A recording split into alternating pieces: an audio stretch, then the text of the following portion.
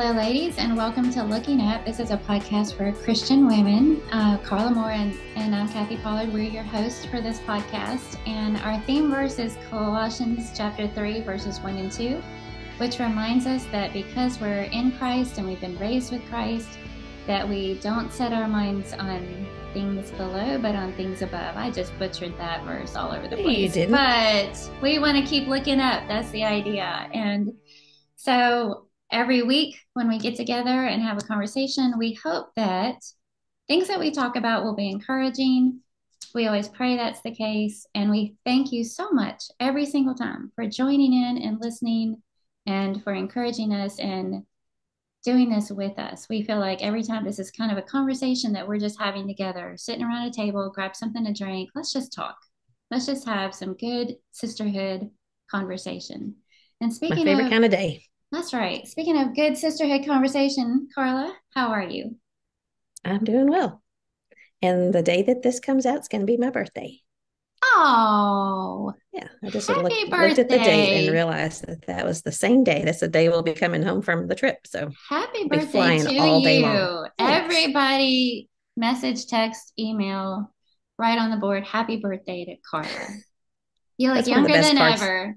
That's one of the best parts about your birthday, isn't it? Is all Yeah. the happy birthday texts and things. Yes. That's very nice. Your hair looks Yeah, good. thanks. You're welcome. I colored it last night. Did I Oh, say did that you? out loud?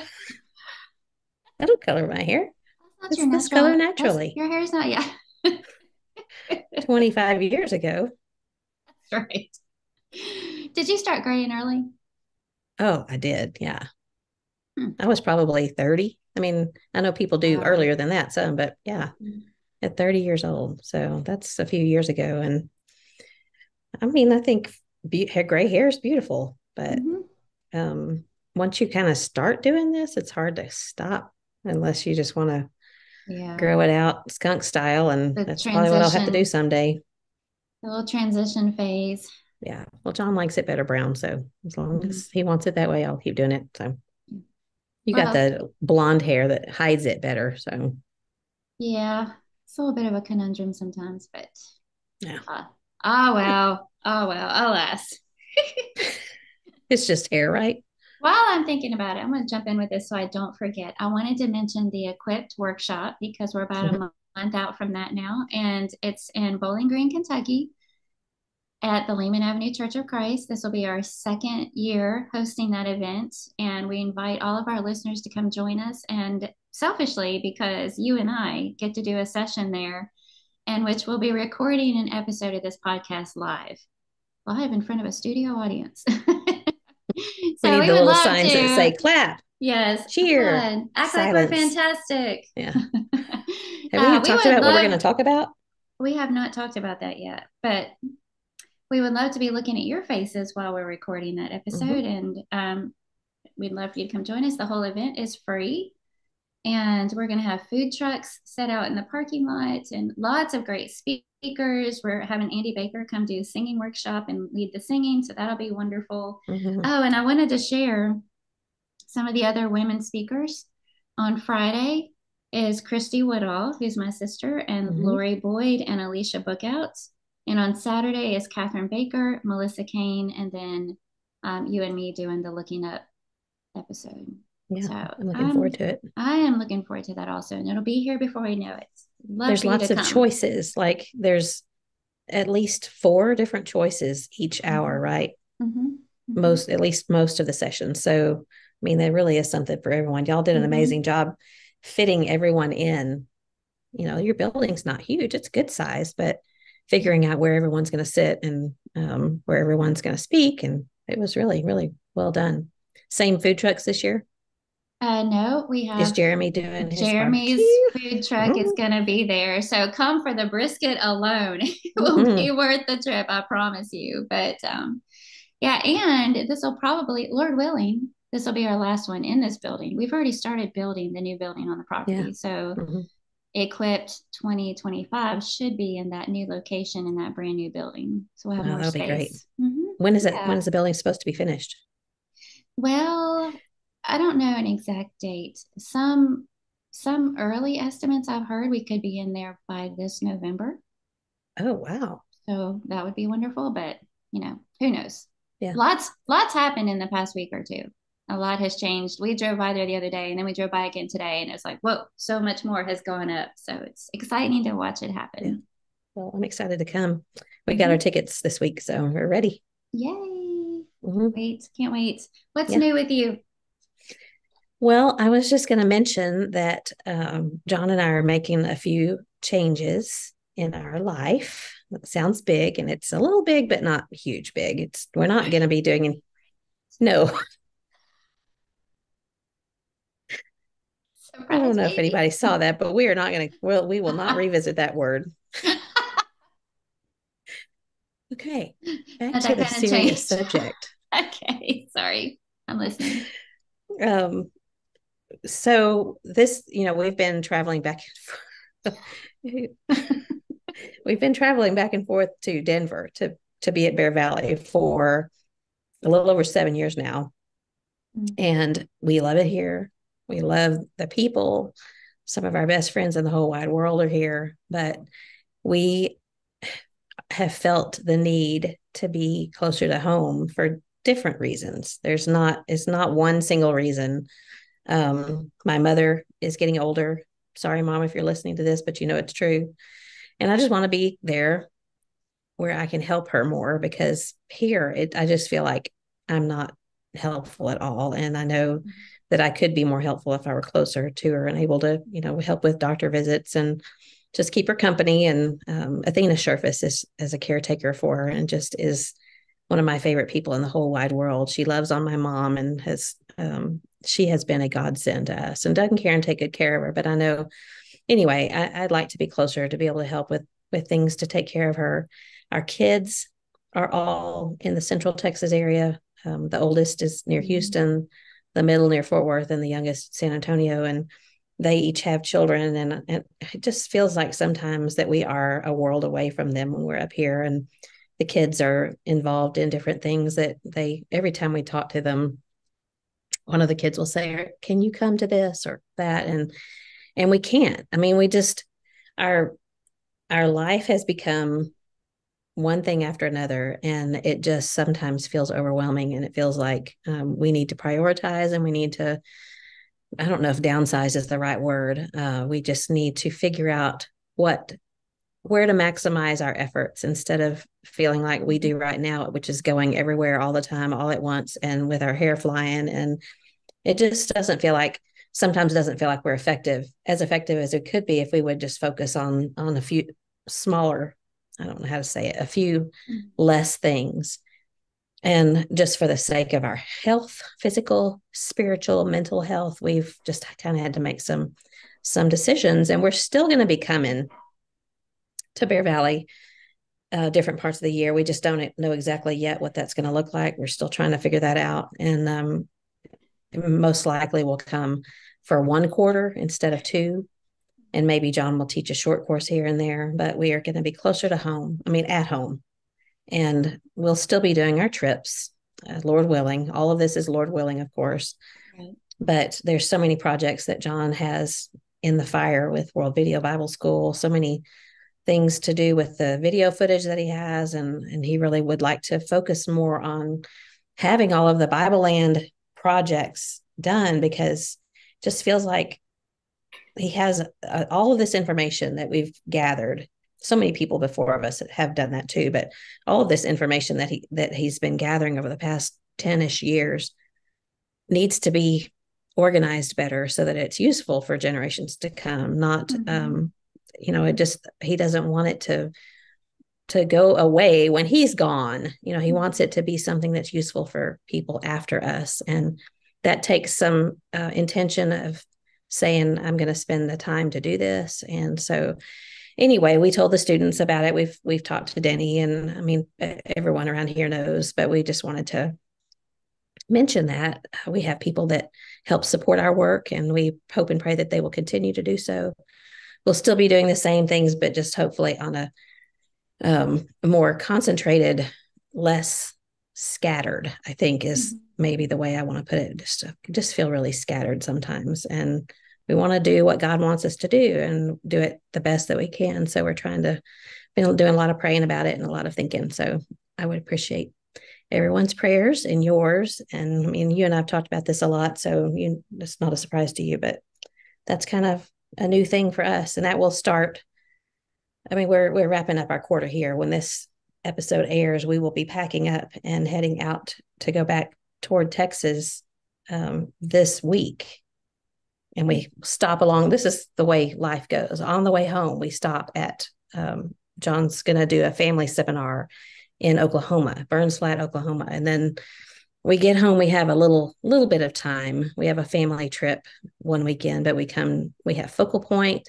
We leave from Focal Point for Equipped. We leave from Equipped to go to a gospel meeting in Ottawa, Chattanooga area. John has another meeting in Idaho after that, and then we have another trip after that. So it just feels, I almost had like a mini meltdown the other night when I opened up the calendar, because I just want to be home sometimes. And I miss being home, and I miss my mom. I miss my grandkids and my kids. And so this, Lord willing, will be a sort of a solution towards that, at least to help us focus our efforts more and do what God wants us to do. So, Well, we will all definitely be praying about that. And I okay. know it was no easy decision. It was probably pretty difficult for you guys because I know you and you don't do anything half-hearted. You throw your whole heart into whatever work you're a part of, and that includes the Bear Valley work that you guys have done such a great job with. So I know it's hard for you even to make those kinds of decisions. And, big picture wise, you can kind of see we're spread too thin. We're trying to cover too much. There's only two of us. But when it comes down to the nuts and bolts of, okay, so what do we do about that? That's the hard part. Yeah, So what does that exactly. mean? What is that going to look like? And I'm sure it wasn't easy at all. So, Yeah. I mean, we haven't, it hasn't all been decided and figured out yet financially. It just, all of those things are, we just know God will take care of that. And mm-hmm, when we were home for the November, December, it just really became evident. It was very obvious. And that's something we had prayed about, was to know when it was time to make some changes. And it was just very, very, very obvious during that 2 month period of time that we needed to be home more. So I'm thankful that was, that God helped us to see that that's what we needed to do. So anyway, it'll be enough good. about me. How are you? Well, I'm thankful that you shared that with all of us. And I know we have such a great supportive community of women that I Mm-hmm. feel is such a huge blessing in both of our lives. And knowing that everyone listening loves you and cares about you and is going to be praying about that, that's got to be encouraging. Oh, it So, means the world to me. mm-hmm, Yeah. And when we came here, y'all were here for a couple of years. And when we came, that wasn't why, obviously, but it was a bonus that y'all were here. And then I knew that y'all wouldn't stay here just because that things change, life changes, opportunities come. So you know, we made friends with everybody here, and the people that we work with are some of our dearest friends on earth, and yours too, I know. And mm-hmm, the students, they just become part of your family. This, mm-hmm, you have brothers and sisters and children, and just people that you just love with all of your heart.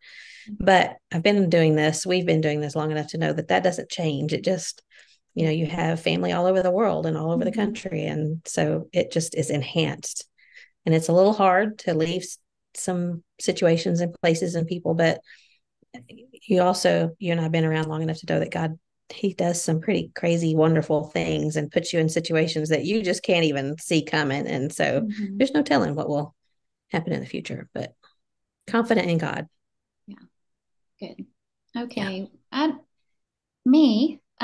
really don't have anything new to share except that I'm finally using my brand new Dutch oven that I got for Christmas. I thought you said you weren't going to use it. I wasn't going to. You know what? I kind of got tired of dusting it off. It's meant to be It's used. just it's just a showpiece sitting on my stove because it's so Mm-hmm. pretty. And I have to keep dusting it off. And finally today I'm making that poor man's roast that we've talked Yeah. about on here I can before almost smell your house because from here. oh man, because Neil loves that stuff. And this time he asked me to put some baby carrots in it. Mm-hmm. So I'm trying that. We'll see how that goes. But I was looking at that Dutch oven and I was like, I'm just gonna do it. So finally having its christening right now. Mm-hmm. It is in. So it's going to I use taste even both. better. Yeah, I use both Dutch ovens because I use my red one to make the sourdough bread, and then I use my new one for the poor man's roast. So Mm-hmm. hopefully it doesn't get too messy and it'll be easy to clean out. Oh, I mean, it will. I have one that's fairly new, and I learned not to use metal spoons on it. It just makes marks on it. So be Oh, careful. I don't know if your red one has that. Is it enameled cast iron? yes, Yeah. So yes. use plastic spoons or, a rubber spatula or something. Just, it's not terrible. It doesn't like make it black. It just has little marks on it where the That metal makes spoon has scooped sense. things out. Yeah. Yeah. So, I am glad you said that because that's what I would have done. I always well, serve this meal with a metal spatula that I lift up the chunks of beef with and yeah, get you a rubber oh, one yeah. and then be prepared for Neil to use a fork or spoon in there and mark it up. So Mark it it'll up happen. anyway. It's okay. It's meant to be used. As long as it's all on the inside, I guess. I'll just keep the lid Mm-hmm. on it. Yeah. It's Uh-huh. meant to be used. That's right. And that's how it is because we get all these pretty things and then we don't want to use it. And Mm-hmm. why do you have it? Neil will be so happy. Well, why didn't you put your bread in that one instead of the roast? Well, the bread cooks at such a high temperature that the bottom of that Dutch oven has almost like it almost looks like the pieces of the Dutch oven itself have burnt, Mm, even though the bread has never burnt. And the only thing I can come up with is because I have to preheat the Dutch oven at such a high temperature before I bake the bread in it. mm, And so I didn't want to risk doing that with the pretty one. okay. So I'm gonna save the red one for the bread Okay. and the pretty one for this one time that I'm cooking in it. Yeah. Your christening. That's right. Yeah. Oh, all right. Is there anything you want to share? Anything else you want to share before we hop into our topic for the day? I don't think so. Okay. So we're actually this is sort of like a part two of what we talked about last time. Last episode, we talked about regrets and what to do with regrets that might be hanging on. So today's topic is living satisfied. And so it's kind of a follow-up study to the one we did last week. And the reason is because when you look at that word regret and you look at the antonyms for it, the strongest antonym for regret is satisfaction, followed closely by contentment and delight. And so I thought, what does that even look like? Is it even biblical to try and live a life of satisfaction? And if so, how? So I kind of thought that would be a great follow up to the one that we had last week. And just to clarify, obviously, I'm not talking about not growing. We're not saying be satisfied with where you are now when it comes to Bible study or Christian Yeah. growth, or we're all to be growing in the grace and knowledge of our Lord and Savior Jesus Christ. So obviously, that's not what we're talking about. But can you live satisfied, or should you always feel like things aren't good enough or you're lacking in some way? I don't think that's the case. I think we can live satisfied. And that's kind of what I want us to talk about today. So before we get into maybe some how to's, do you want to add anything to that? I was kind of surprised that satisfied was the strongest antonym of regret. And I don't know Mhm. why. I just had never really thought about what's the opposite of regret. I know. What word would you think of? I don't know. If you don't regret something, you're happy about it, which I guess, if you think about regret is something that you just mull over. At least this is the way I think of regret is like we talked about last week. It's just something that haunts you and that you're um, distracted by. Whereas Mhm. on the other end of that, your maybe freedom would be an Mm. antonym to Yeah, that's a good a word. freedom, or I don't know. I don't know. Yeah. It's something good to think about. The only thing I could think of was pleased. Mm-hmm. You're not worried about how something went or unfolded or choices you've made, and so you're pleased or you're at peace. That was Mm-hmm. another Yeah, thing that at popped peace. into my mind. Yeah, Mm-hmm. I and like that those one. those probably are in that list because there was a huge list, but it said strongest antonyms for it. Like these are the best ones, and it said satisfaction, contentment, and delight. And so I thought we should talk Mm-hmm. about that. We should flip Yeah. that coin the other way around and talk about that too. Mm-hmm. Good. Okay, so the first thing that came to my mind was don't listen to Satan's lies. And we talked about this in the last episode. You said, who wants us to be carrying around this regret, guilt, remorse, whatever it might be? It's not God. It's not your Christian family. It's not the people that love you. It's the enemy, the accuser, as you said. So that is so true. And he wants us to feel like we're not good enough. So if you've got that little whisper going on in your mind when you look in the mirror, you're not good enough. You're not doing enough. I think that's a big one. Or you don't measure up. Then, who are you listening to? That's not a biblical message. Um, and so I don't know how far to chase this, but not to be confused with we don't earn grace, we don't earn salvation. So we're not talking about that. But this whole idea of feeling less than when it comes Mm-hmm. to being worthy of serving, going forward, taking advantage of opportunities to do things, to talk about Christ to other people, to teach a Bible class. Sometimes we let regrets and things keep us from doing that because we're listening to Satan's lies. That Yeah. I'm not the person to do that because I've got these things in my past or whatever. So the Satan's lies, you're not good enough, you're not doing enough. Just go ahead and turn that off. Recognize the source of it. While you're Walk away from talking, that. Don't I, believe it. I know I've told you about this. I'm scrolling to find something that I doodled. Here it is, finally. I told you about it and I haven't finished it yet, but it was a lesson that was about Satan being the accuser and how he's our adversary, which means the definition of that word, our adversary, is like the opposing attorney. If you're at court, Mm-hmm. if you are the defendant in court, he is the attorney on the other side that's accusing you of doing something wrong. And so he is our adversary, the accuser. And so I'll just show you this. And those of you who Look are at that. listening, yeah, it's a The doodle, but I courtroom. really Mm-hmm. want to finish kind of playing with it because I drew a picture. There's the defendant, it's me, and I have my head down and I'm carrying this big bag of regret. In fact, I wrote that in here, memories and regret. And I'm behind the table, and on the other side, this is the other table, the devil, and he's saying, there's a little word bubble coming out, and it says she's jealous, she gossips, she's careless, she's prideful, she's disrespectful, she's lazy, she doesn't do right, she doesn't always tell the truth.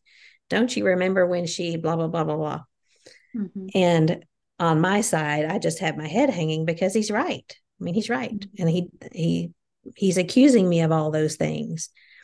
But then in between is my advocate, which is Jesus. He's my advocate. He's my mediator. He's able to help me. He's my friend. But I just got to thinking about this one day because Mm-hmm. of the lesson. I can't even remember what the lesson was about, but he talked about the devil being our adversary and our accuser and how he's right. We really don't have anything that we can say that, the devil is wrong in those things. But what do we do with that? What is it that we just wallow in that and roll around in it and just say, well, okay, you're right. You're right. I'm good for nothing. I'm not worth anything to God. I'm just worthless. Or no, we remember what God did for us. We remember that he came to earth and went to the cross and he took our penalty. And so he's the one that he really stands between us and the devil, and he stands between us and God to remind us that he's able to help us. He's our friend. He's the one that's wanting us to remember what I did for you. Don't think about those things, don't keep doing them, but don't think about it. So I'm kind of going back to the whole regret thing. But it just made me think about when you were talking about the devil wants us to live in all of that, and we just can't do it. We've got to learn to be satisfied in what Christ has done, because what he did satisfied Mm-hmm. what God required. The dead against us. Mm-hmm. Mm-hmm. That's powerful. I love that. I love that doodle. I hope you'll finish it and share it and make it available somehow. It's really powerful. And I think especially for our children too, because they're going to be facing that as they grow up and have their own little inner critics, and maybe sometimes even, I hate to say this out loud, but maybe sometimes Satan has a voice through other people. I hope that Yeah. that's not the case for anybody listening in, but if there's somebody in your life that doesn't understand the Bible and what you have in your relationship with Christ, and they're saying things that aren't true, and you're listening to that and taking it to heart, just be careful about what you believe, what you choose to listen to, who you associate with, you know. Absolutely. Yeah. Hmm. So, which leads to the second one, listen to God's promises. So, don't believe Satan's lies. Instead, listen to God's promises. So, your doodle's the perfect segue into that. But man, it was so easy to find the promises. Mhm. And there's a lot of beautiful ones in the Old Testament. Isaiah 26:3 says, "You keep him in perfect peace, whose mind is stayed on you because he trusts in you." And I feel like that's the counterbalance to that, things that we're tempted to believe about ourselves. But, as we mentioned last time, keep looking to Christ. And if we keep our mind on him and everything that he says to us in his word and trust that it's true, then he will keep us in perfect peace, Mhm. which surely is the opposite of regret and guilt and Yeah. remorse.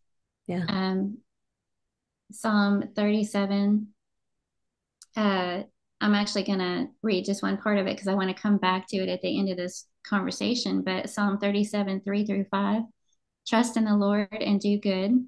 Dwell in the land and befriend faithfulness. Delight yourself in the Lord, and he'll give you the desires of your heart. Commit your way to the Lord. Trust in him, and he will act. So, again, it's that whole, where's your focus? Who are you looking to? Maybe if we're dissatisfied with self and filled with regret, we're too absorbed with self, listening Yeah. to ourselves, focusing on ourselves, relying on ourselves, trusting in ourselves. That's all backwards anyway.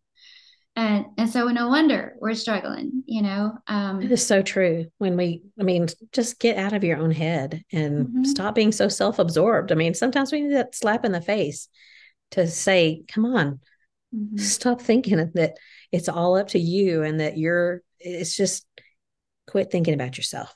Good point. Yeah, I read a quote one time that said, "Be careful what you say to yourself because you're listening." You know? But are you really? Isn't it? Yeah. Micah 6, verse 8, what does the Lord require of you? And I just love this verse because, I mean, I know there's big context to it, but it's not this huge thing. Hmm. What does the Lord require of you? Yeah. What would we fill in that blank with? What do Yeah. we think it must be? Let me get my pen and paper out and list it all out. Hmm. It's got to be this huge, long, important, powerful list. But what does the Lord require of you? To act justly, to love mercy, and to walk humbly with your God. Yeah.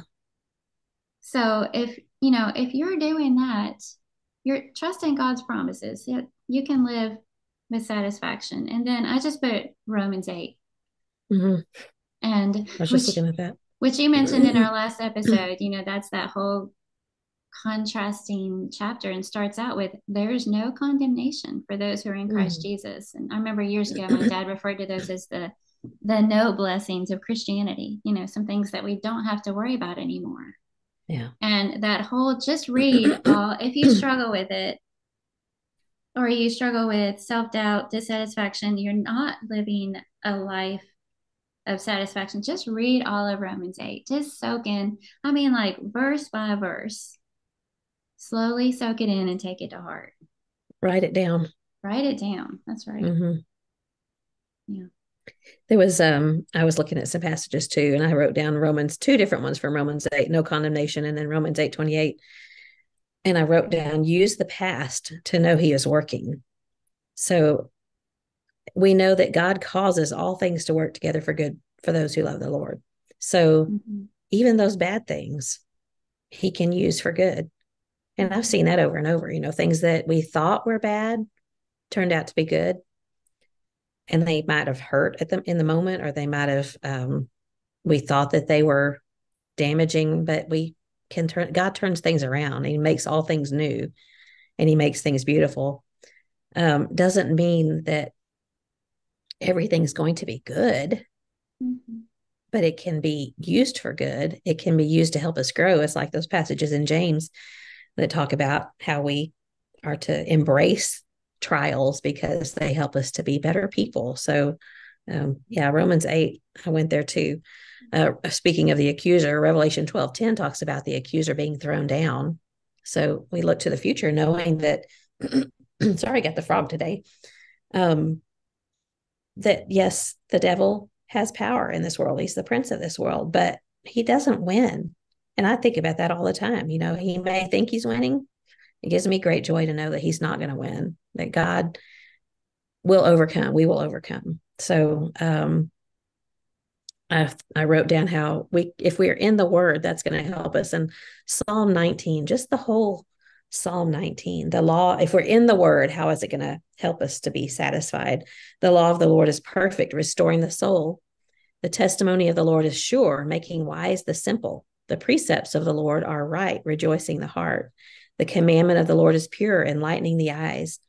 The fear of the Lord is clean, enduring forever. The judgments of the Lord are true. They are righteous altogether. They are more desirable than gold, than much gold. Um, it goes on to say what the word does. By them your servant is warned. In keeping them, there is great reward.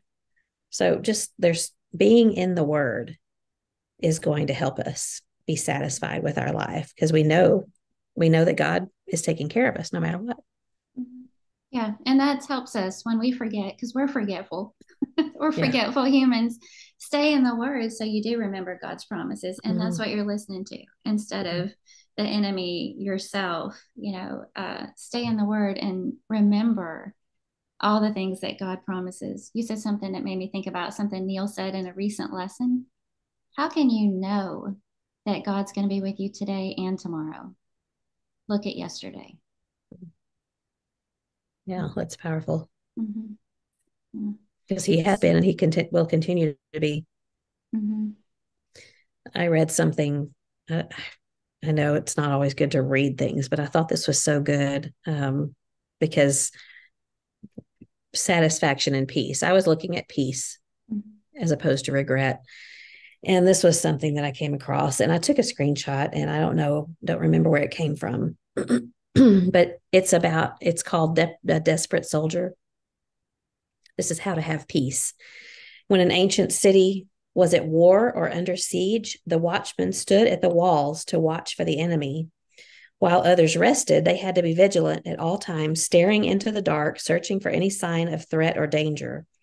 If they fell asleep or were distracted and the enemy attacked, the city would be at great risk. The lives of their friends and family hung on their ability to stay awake and alert. Watchmen surveyed as much as they could to see in the pitch black night, not sure where to look or what to expect.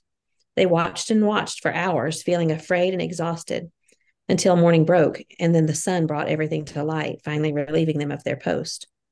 And Psalm 130 says, I wait for the Lord, my soul waits, and in his word I hope. My soul waits for the Lord more than watchmen for the morning, more than watchmen for the morning. What does inner peace look like? What does inner peace in God look like in a broken world? Like a war torn soldier staring into darkness, aware of enemy threats on every side, desperate for sunrise, not doubting or despairing, but genuinely desperate, confident that the sun will rise. And I thought, that's us because peace looks different to a Christian. Peace is not the absence of trouble, but it's that hope and that confidence that no matter what, that you're going to be okay because God is in control.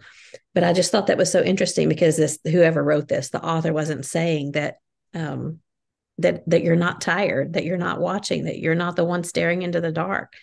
You're not the one that's thinking about there's enemies out there because we have to be doing that while we're in this life. But peace, I guess what's important to me about that is that the world, we want to think that being a Christian means that we're not going to have trouble. And we are going to have trouble, but we are going to have the ability to cope with it. And we're going to have that peace that we know that God will take care of us. It doesn't matter if that includes life or death, that we're going to be okay so that we're we're watching and we're protecting and we're looking out for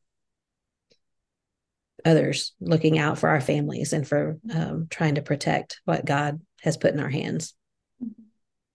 Well, and the whole idea of peace and satisfaction doesn't mean it's without difficulty or doing things that are hard.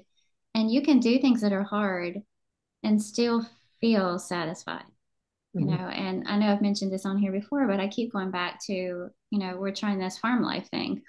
And it brings a great deal of satisfaction and delight and contentment, but it's just not always easy. Yeah, And it's a lot of work. every week I feel like we have to figure something new out that we didn't know or expect. And, storms come and fling the chicken run across the property, or animals get sick, animals can die, and, you know, crops fail. I mean, things happen all the time. You're always addressing what comes up. And yet still at the end of the day, when you pillow your head, it just feels good, and you Mm-hmm. can go to sleep, even though it's hard, even though there were obstacles, you go to sleep with satisfaction. And I think it's just the perfect analogy for that Christian walk. It's not that there will never be challenges, difficulties, that we will never ever, if we've got regrets from things in our past, we might have more. Yeah, It's we pretty sure might bet. make more mistakes. We might Mm-hmm. say other stupid things, and we might hurt somebody's feelings again. It's probably going to happen. But, we do what we can to learn from it, grow from it, make it right, and walk with Christ, trusting in him and the peace that he can give even through all of that, all of the mistakes. And um, so don't listen to Satan's lies, believe in God's promises. And then I thought, delight in the Lord. So if that's one of those strongest antonyms for regret, delight is delight, then to live satisfied, delight in the Lord. And sometimes I think that we do so feel frantic, Mm-hmm. or worried or stressed, or we're filling our lives with all these things that we think that we have to be doing. And I'm not saying don't serve, because that's what the Christian life is all about. But if it's a matter of I'm not good enough and I need to check all these things off the list, then we kind of rob ourselves of the joy of Christianity. And we rob ourselves of even time and quietness to delight in the Lord. Mm-hmm. And we have so many reasons to do that when we come together for worship. A beautiful, beautiful time and reason to delight in the Lord. When we go to him in prayer, or we see answered prayers, we can delight in that. When we spend time with Christian family, we can delight in that. Um, Delight is something that gives great pleasure or joy, and for us, it's a verb. It's an intentional Action. action. It's not something that we're waiting to fall upon us Mm-hmm. or happen. It's been a delightful day. It just happened that way. um, but you get up in the morning and you determine to take joy in the Lord, to rejoice in the Lord, to delight in God. Isaiah 61:10 says, I delight greatly in the Lord. My soul rejoices in my God. And so maybe if you're not living satisfied and you feel that missing, maybe some quiet time and thinking, what are the areas that I can right now delight in the Lord? And what has he done for you? What have you been blessed with? What are some things maybe you took for granted? What are some things maybe you haven't made the most of that you can embrace now? There's just a few minutes to think about that. And that's what I said. I wanted to come back around to Psalm 37. And I guess technically, this is one of David's Psalms. I guess technically he's sort of focusing on other people, like his enemies or people in the world who are even ignoring God. But they look like they're having the good life. It's kind of one of those kinds of Psalms. But it caught my attention because three times in the first part of this psalm, it says, do not fret. And the message from last week about regret, I feel like those are kind of tied together. Things that we're wringing our hands over, fretting about. Do not fret in verses 1, 7, and 8. And instead, so this would be a fun personal Bible study thing to do. Just print off Psalm 37, circle those three do not frets, and then look what we are to do. And again, they're not these big, important accomplishments or tasks. It's trust in the Lord, verse 3. Delight yourself in the Lord, verse 4. Commit your way to the Lord, verse 5.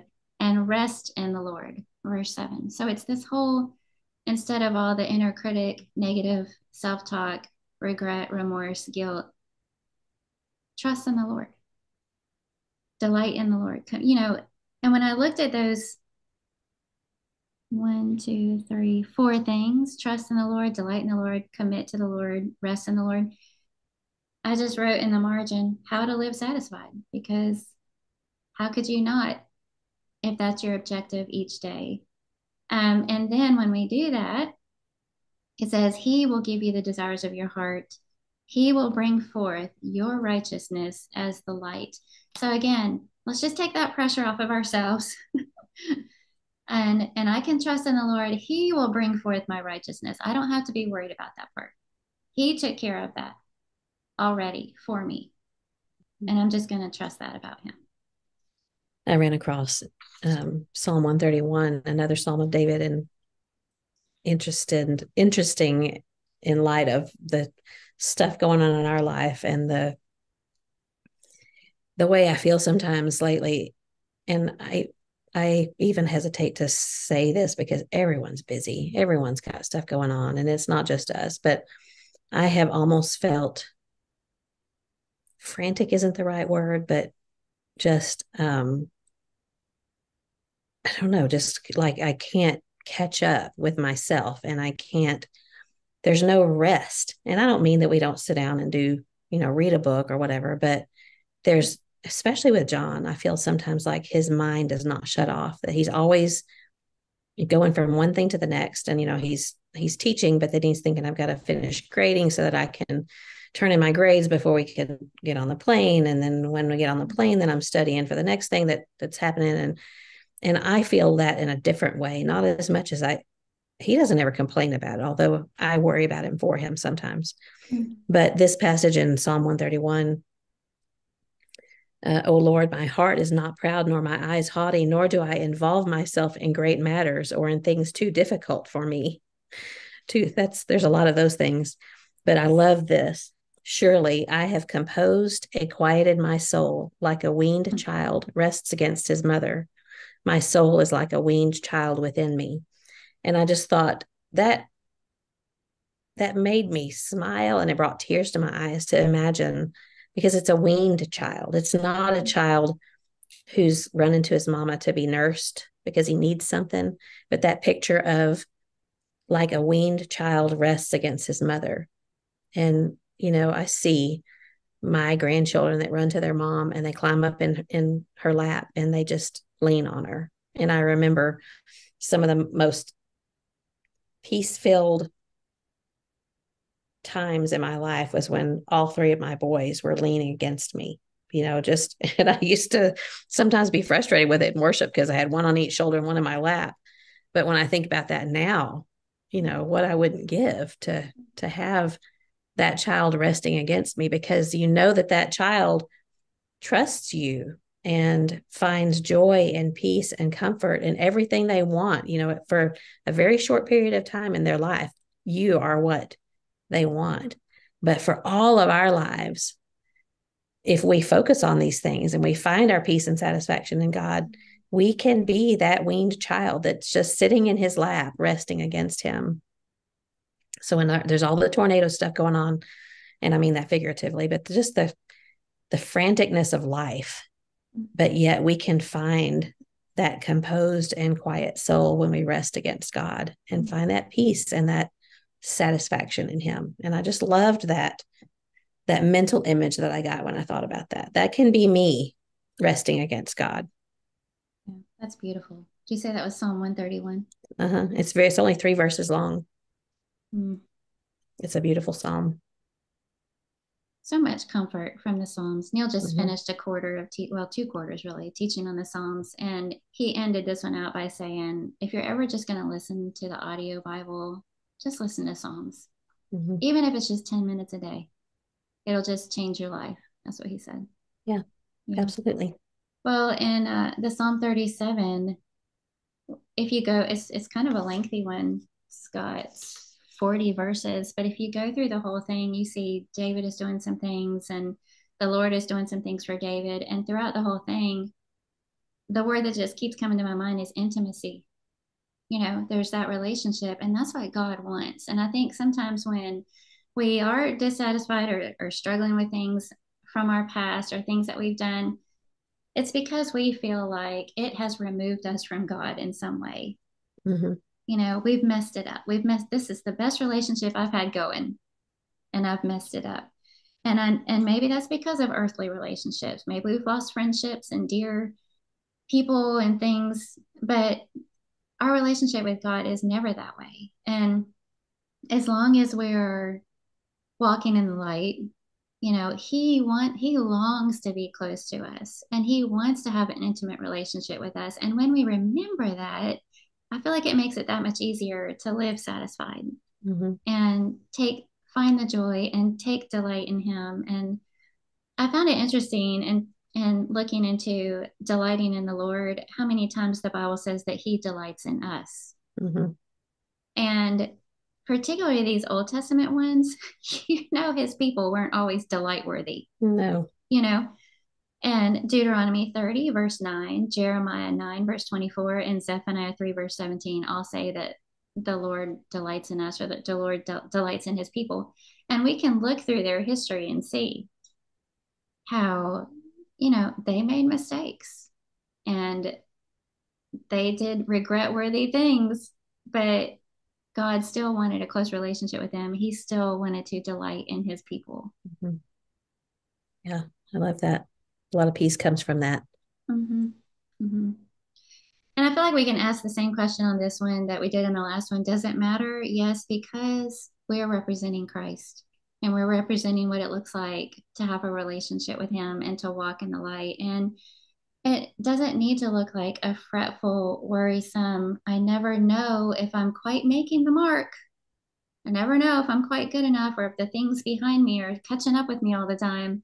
Mm-hmm. But instead, the opposite of that, learning to intentionally live satisfied in my trust in the Lord, um, contented in that, delighting in him and the relationship that we have because of what he has done with my righteousness, not because of anything that I'm trying to do.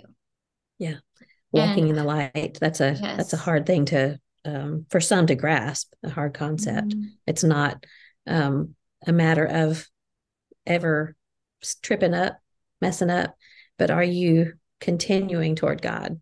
Mm-hmm. Are we continuing toward God? And that brings a lot of peace when you know that you are.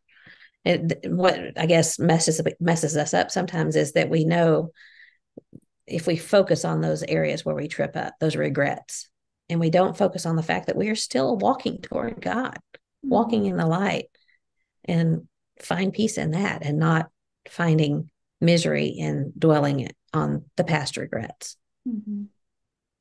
Yeah, it's kind of like a marriage, isn't it? Like, in that I may say something really bad, really dumb or hurtful, or but we're still married. I haven't severed that relationship. I messed up and I said something I shouldn't have, or I did something I shouldn't have, but we're still married. Mm-hmm. And there is still reconciliation and doing better and covering it with kindness and moving forward and growing together and serving. It doesn't mean that, well, I really messed up and so I guess it's all over, the end. And we understand that in marriage, but it's the same with our relationship with God. It's we don't fall Mm-hmm. out of favor with him because of something in our past Yeah. and something that is haunting us that he's already forgotten. God's already Yeah. forgotten because that's what he promises. Right. Um, God only expects us to do what we can. He doesn't expect us to do it all. And we know that everything we do through his strength, not ours, Philippians 4:13, and to There's a his lot of peace in glory. that. Yes, and his glory, not ours. Mm-hmm. 1 Corinthians 10:31. So Good. oh God, do I you have feel anything better. else? I feel way better. Can we start over and talk about this again? Yeah, like 25, 30 years ago. That's right. Good Is there chat. anything else you want to add before we move on to The something only good for other you? thing that I thought about was the Philippians 4. And, John talks a lot about this, especially in counseling, Mm-hmm. praying right, thinking right, living right. Mm-hmm. When we deal with things with prayer and supplication, giving thanksgiving, that's praying right. And then when we think right, it tells us of all of the things to dwell on. The New American Standard says dwell on these things that are good and right and just, as Mm-hmm. opposed to, regrets and the stuff that goes on in the world. We dwell on those things. And that in itself gives a lot of peace when Oh we yeah. stop dwelling on the Mm-hmm. negative, stop listening to the news. I talked about YouTube TV. Don't listen to YouTube TV if it's bad news. I mean, we have to live in reality, but don't dwell Yeah. on all that stuff. Forget it. Just, realize what's in your control and what's not, and let go of that. Dwell on the things that are right and good and peaceful and lovely, of good report, all of those things.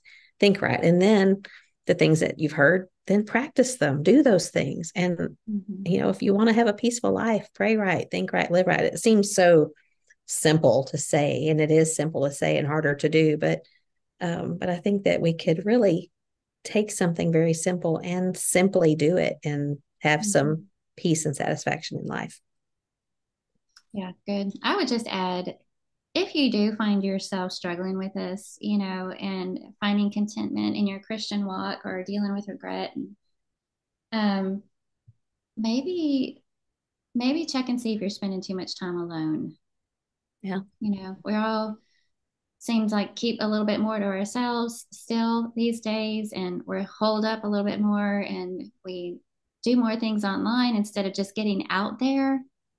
And boy, can our thoughts wreak havoc on Mm-hmm. us when we do that. And sometimes people are away from God's people for a time because of an illness or whatever, and you really miss that sweet fellowship. Sometimes it's a decision that you've made not to be with God's people, but I would just encourage anybody who's struggling with that to get out there, be with other people, be with God's people, enjoy that sweet fellowship that He wants us to have so that we can remind each other of the good and lift each other up and bear one another's burdens. And Mm-hmm. that's part of the reason that we have our Christian family.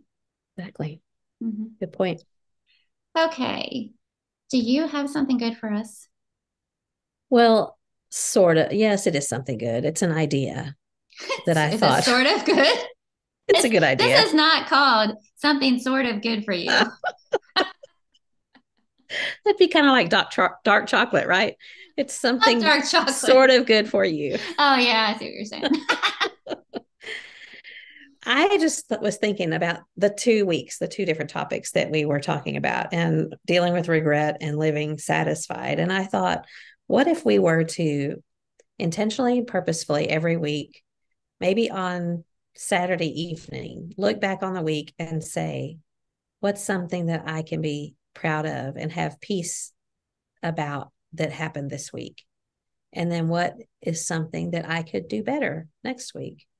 And just kind of make it a practice. It's just an idea. I was just Love kind of that. thinking about if we kind of did some introspection every week, Mm-hmm. pick a night, look back over the past week, and that I think would help us to live a little bit more intentionally and to look at Mm-hmm. the positives and even look at the negatives, the regrets that we have in a positive way because we're trying to do something better. So that's just Yeah. kind of what I thought about, something good for us That's to not do. sort of good. That's really good. And I love that too, because sometimes, I think you said this in the last episode, we tend to want to just sweep things under the rug, not deal with it, but then it's kind of Yeah. hanging over us. Mm-hmm. We can have that peace of knowing, I've already thought about that.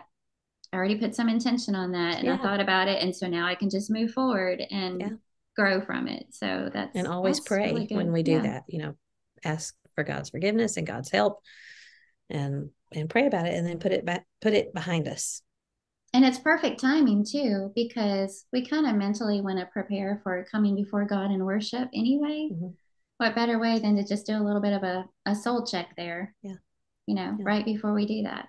That's Maybe be good to have a awesome. little journal or I something. wish I had gone first. And I feel like I've been saying this every week now. I'm sure Like you yours is always, good too. like you read poetry and it makes you cry. And then I'm going, well, one time Okay, I'll try I to do want to tell you something. about this tortilla recipe. I love tortillas. There's nothing wrong with No, you're tortillas. doing like, I'm going to show you how to deal with the regret from now on. And I'm going, well, I learned this little trick about avocados. Phyllis, can we put the avocados on our tortillas? Yes, you can. But no, it is a tip about avocados. So we just Okay. bought a bag from Sam's that had 6 avocados in it because Mm-hmm. they were Hass avocados and it was a great price. But there's only 2 of us. And you know how avocados are. They're Yeah. like Not ripe, unripe, not ripe, not unripe, ripe. unripe. And then you got that 1 or 2 days. Uh-huh. And then they're 2 ripe. So we've had 2 of them. Uh-oh. They're already heading toward past edibleness. I bet your chickies would like them. They would, but I don't want to feed them to the chickens. But anyway, did you know you can freeze avocados? They don't turn So brown. no. So if you peel them and then, maybe slice them and just slice them in half or maybe slice them into quarters and then lay them flat in the Ziploc bag so they're not on top of each other because otherwise it'll freeze in a big mound. Um, Now you wouldn't when you're thawing them out, you wouldn't want to just like eat them sliced because the texture will be a little bit different, but you can throw them into smoothies. You can make guacamole out of them once Mm-hmm. you've frozen them. And so that way, at least you haven't lost them. You Yeah. can just freeze them. And I also learned that you can go ahead and actually make the guacamole and freeze it. And then when you thaw it out, it tastes very fresh, like you just made it. So, And it doesn't turn brown. That's always the thing about avocado that kind of makes my stomach go, ugh, when yeah, they are brown. yeah, they start turning colors. It's not a pretty brown. It's not, well, we won't go there. I did not say it. You almost said it. On that boorish note,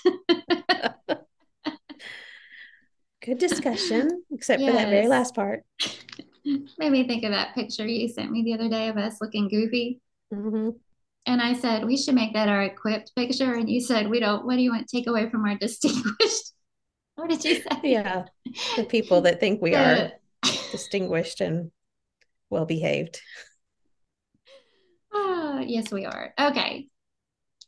Thank you so much. I knew you would have good thoughts on this subject. Usually, if there's something I feel like I want to work on and think about, I'll say, let's not be a topic because I know Carla will help me. Same here for you. So thank you. And thanks to our listeners. We'd love to hear your thoughts on this topic. So join us over on Facebook at the Looking Up with Kathy and Carla page. Let us hear from you. And until next time, Carla. Keep looking up. Love you, friends. Love you too. Bye. Talk to you later.